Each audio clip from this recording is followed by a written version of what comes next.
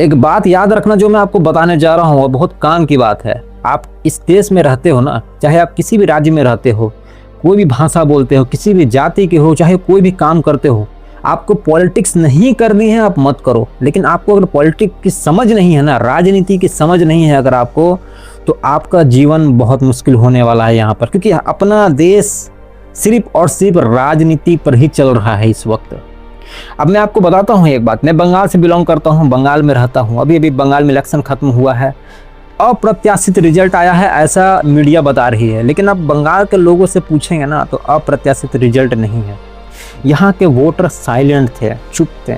वो बंगाल जहाँ पर चौराहों पर पॉलिटिक्स होती है, जहाँ के ऑफिसेस में पॉलिटिक्स होती है, जहाँ पर किसी भी नुक्कड़ में आप खड़े हो जाओ ना 10 मिनट, वहाँ पॉलिटिक्स होती है। जिन्होंने इस देश को पॉलिटिक्स का पी दिया, वहाँ पर आप अगर वोटर को साइलेंट देख रहे हो तो आप एक बहुत बड़ी गलती कर रहे हो कि ये समझने में कि यहाँ पर हवा नहीं बदल रही है। हवा बदल रही थी, और ये हवा बदली इसलिए नहीं कि यहाँ पे SIR हो गया या यहाँ पर आपने सेंट्रल फोर्सेस को बुला लिया, यहाँ पर इलेक्शन कमीशन की बहुत ज़्यादा कुछ फेवर कर दिया गया बीजेपी को। नहीं, एक चीज़ जो नोटिस नहीं करने की कोशिश की जा रही है, और वो है कि सच्चाई को एक्सेप्ट नहीं किया जा रहा। लोगों ने अपने भीतर ही एक सच्चाई बना दी कल्पना से, और उस सच्चाई को वो सोच रहे थे कि यही सच हो जाए, तो वो नहीं होगा ना। मैं आपको एक कहानी बताता हूँ। कहानी ये है कि एक पतला दुबला व्यक्ति था, उसका एक दोस्त जो कि मोटा सोटा था, अच्छा, वो एक कुएं में गिर गया, सूखे कुएं में। अब पतले दोस्त ने रस्सी से खींचकर अपने उस मोटे दोस्त को बाहर निकाल लिया। अब जैसे ही ये बात बाकी लोगों को पता चली, बाकी लोगों ने विश्वास नहीं किया कि उसने कहा यार तुम तो पतले दुबले, तुम इसको कैसे खींचोगे।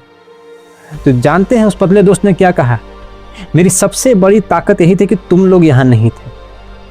और इसी बात को समझने की कोशिश करो कि आपके आसपास जो नेगेटिविटी है ना, उस नेगेटिविटी को आप समझने की कोशिश करो, आप समझ लो, और उसके बाद आप अपनी कल्पना का इस्तेमाल मत करो, बस ऑब्जर्व करो। मैं अपने मेन चैनल में जब बात करता हूँ वहाँ पर मैं सिखाता हूँ, बताता हूँ लोगों को कि देखो ऑब्जर्व करने की ताकत क्या होती है। चुपचाप ऑब्जर्व करो, कहीं कुछ आपको इंटरफेयर करने की जरूरत नहीं है। जब आप ऑब्जर्व करना शुरू करोगे ना चीज़ों को, तो आपको जज करने की जरूरत नहीं पड़ेगी। और यही कुछ हुआ बंगाल में इस वक्त।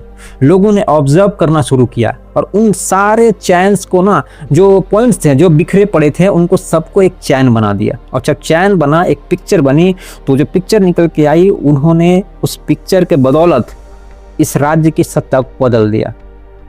अब क्या यहाँ पर आगे TMC आएगी या कोई और पार्टी आएगी, देखिए कह नहीं सकते हैं, बंगाल है ये, यहाँ पर आने वाले सालों में कुछ भी हो सकता है। जब 34 साल पुरानी सत्ता को उखाड़ कर 15 साल के लिए बैठा दिया गया TMC को, तो हो सकता है 5 साल या 10 साल बाद बीजेपी को भी हटाकर कोई और पार्टी को ला दिया जाएगा। लेकिन यहाँ पर मैं एक बात जोड़ दूँ आपको कि बीजेपी की पॉलिटिक्स आपको समझनी होगी। मैं कोई पॉलिटिकल एक्सपर्ट नहीं हूँ, लेकिन मैं कहता हूँ ना, मैं ऑब्जर्व करता हूँ चीज़ों को, मैं ऑब्जर्व करके मैं आपको बता रहा हूँ कि बीजेपी की पॉलिटिक्स दूसरों से इसलिए अलग है क्योंकि दूसरी पार्टियां ना हमेशा फोकस करती है मुझे बीजेपी को हराना है, मुझे बीजेपी को हराना है। लेकिन क्या बीजेपी को हराकर आप सरकार बना भी लें तो क्या आप सरकार चला पाएंगे? आपके पास क्या मुद्दा छोड़ेंगे बीजेपी वाले जो आप उस मुद्दे को लेकर सरकार बनाने की कोशिश करेंगे?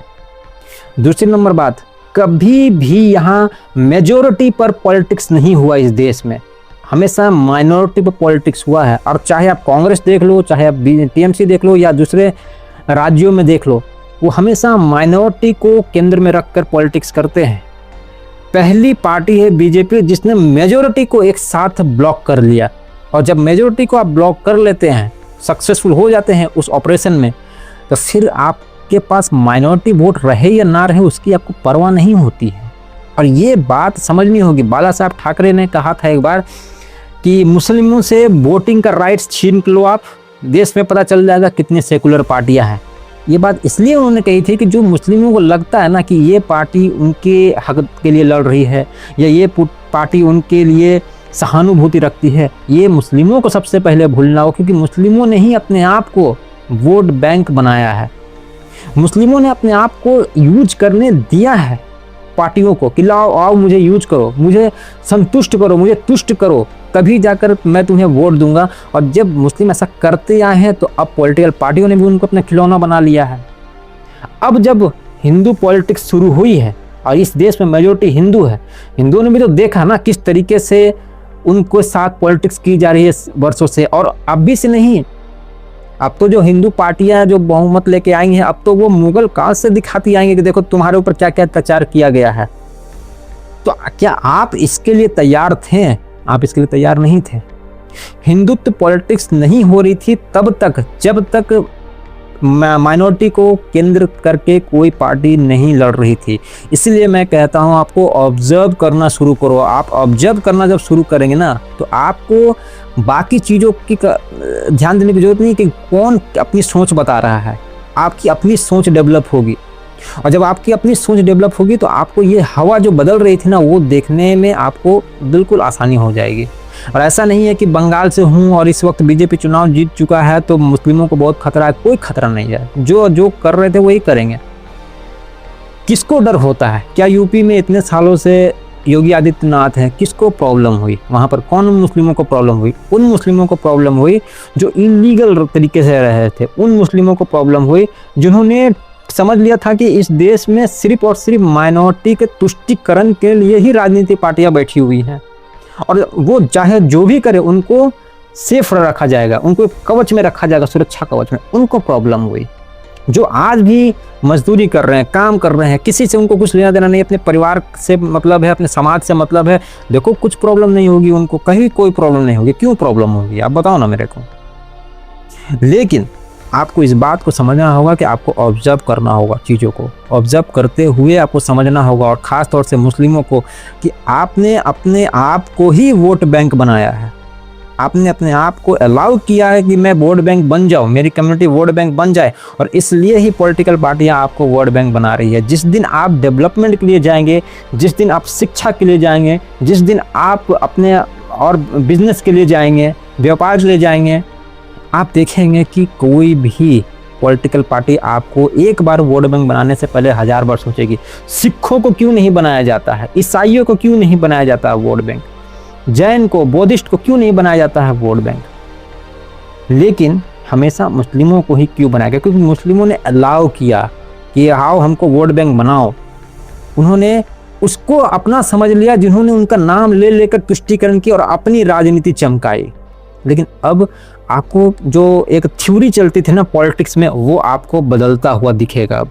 और वो उसकी झलक आपको उत्तर प्रदेश में भी दिख चुकी है, उसकी झलक आपको बिहार में भी दिख चुकी है, अब बंगाल में दिखी है। और आने वाले समय में आपको और भी कई राज्यों में वो आपको झलक देखने को मिलेगी। जब एक पुराना ढर रहा था ना, एक थ्योरी थी ना, उसको चेंज करता हुआ दिखेगा पॉलिटिकल पार्टियों का एक नया रूप।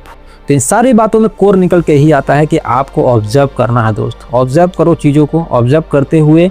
और दूसरी एक बात कि इस देश में रहना है अगर अच्छे से आपको, तो आपको पॉलिटिक्स करनी हो या ना करनी हो, लेकिन पॉलिटिक्स को आपको समझना होगा।